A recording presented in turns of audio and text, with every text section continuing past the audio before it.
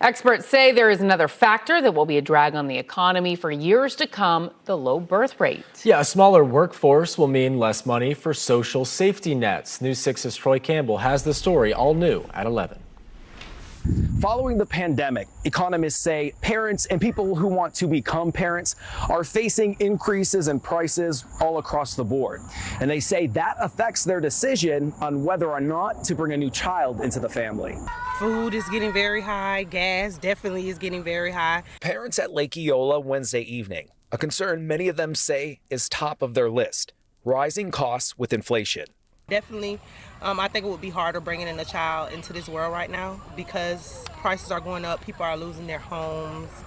They barely have somewhere to stay. Take a look at this graph from the Florida Department of Health, showing the state's birth rates trend during the past 2 decades, showing an obvious decline. This map of the state shows Central Florida counties Polk, Osceola, and Orange have a higher birth rate than Seminole, Brevard, Volusia, and Lake counties. UCF Associate Professor Melanie Goldie says with birth rates lowering across the country and in Florida, the trend will continue of a decline in working age people.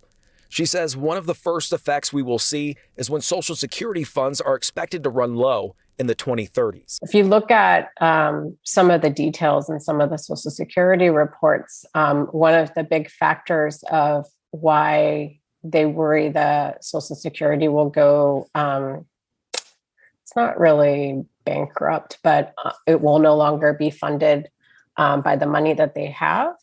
Goldie says the lower birth rate in 2022 will have long-term effects, saying in a couple decades, there could be a shortage of young adult workers. The pandemic led to a lot of job loss, particularly in-person jobs were changed. So people that were working in face-to-face jobs were all of a sudden either remote working or maybe not working at all. Families we spoke with also say rental rate increases affect families with more kids since they need more space. The CDC also says 2020 data shows that women in their 30s who are more financially stable are now more likely in the U.S. to have a child than women in their 20s. In Orlando, Troy Campbell, Getting Results, News 6.